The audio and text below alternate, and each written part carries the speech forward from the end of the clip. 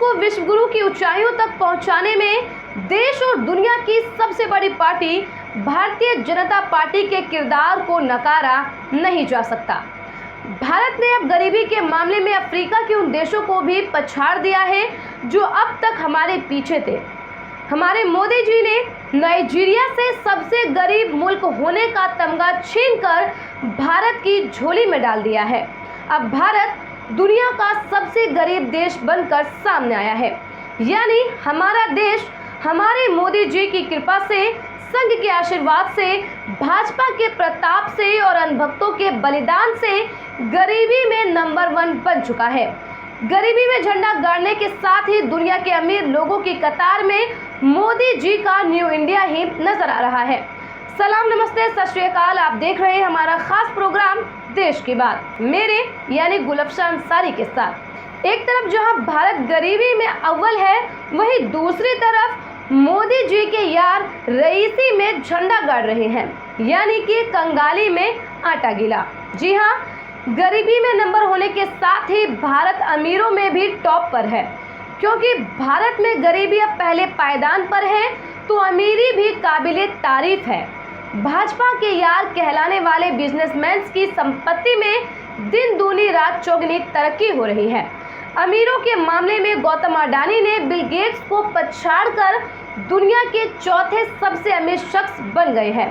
पूरी दुनिया में भारत को बीते 70 सालों में ऐसा सम्मान कभी नहीं मिला। पूरी दुनिया में जब कभी गरीब देशों का जिक्र होता था तो साउथ अफ्रीका के सोमालिया, माली, नाइजीरिया जैसे गरीब देशों का ही जिक्र होता था। लेकिन हाल ही के कुछ सालों के दौरान भारत के हालात इतने ज़्यादा खराब हो गए हैं कि उसने नाइजीरिया जैसे देश को भी गरीबी में मात दे दी है। अब तक ये माना जा रहा था कि नाइजीरिया में दुनिया के सबसे ज़्यादा गरीब लोग रहते हैं, लेकिन अब ये बदनुमा दाग भारत के माथे पर भी लग चुका है।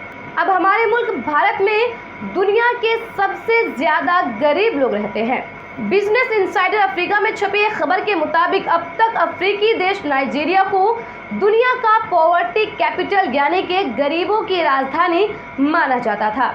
वहाँ सबसे ज़्यादा गरीबों की संख्या थी, पर वर्ल्ड पॉवर्टी क्लॉक के नए आंकड़ों के मुताबिक भारत ने अब नाइजीरिया को पीछे छोड़ दिया है। नए आंकड़ों के मुताबिक भारत में संयुक्त राष्ट्र की अनुमानित गरीबी रेखा से नीचे रहने वाले लोग 8 करोड़ 30 लाख लोग हैं। इस वक्त नाइजीरिया की 33% आबादी बेहद गरीबी में रहती है। नाइजीरिया में 8 करोड़ 30 लाख 5,482 लोग अत्यधिक गरीबी रेखा से नीचे रहते हैं, जबकि भारत में यह संख्या 8 करोड़ 30 लाख 38,597 है। आबादी के प्रतिशत के हिसाब से देखें तो दुनिया की गरीब जनता का सबसे ज़्यादा हिस्सा दोनों में बराबर है, यानी कि 12.2%। लेकिन क्योंकि भारत की आबादी ज़्यादा है, इसलिए सबसे ज़्यादा गरीब देश भारत है।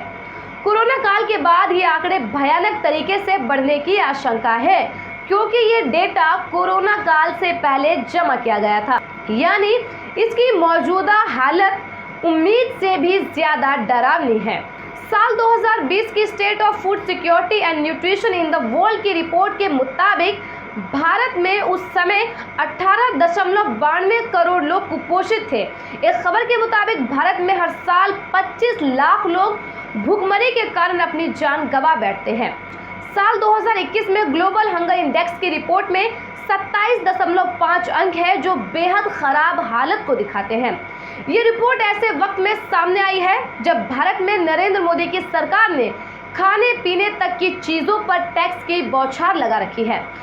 लहसुन और प्याज नहीं खाने वाली वित्त मंत्री ने आटा, चावल, दूध, दही सभी पर 5% का GST लगा रखा है। गरीबों पर जहां सितम जारी है, वहीं अमीरों को हर तरह से मदद दी जा रही है।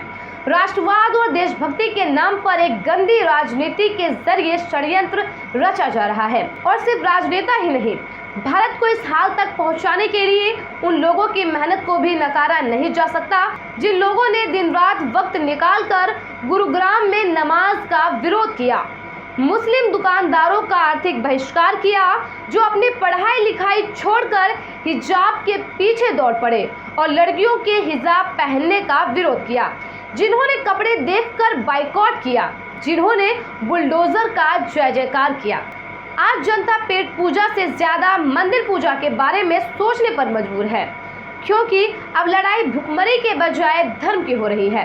बहरहाल इस पूरी रिपोर्ट पर आपकी क्या राय है, हमें कमेंट कर जरूर बताएं। खुदा हाफिज, जय हिंद।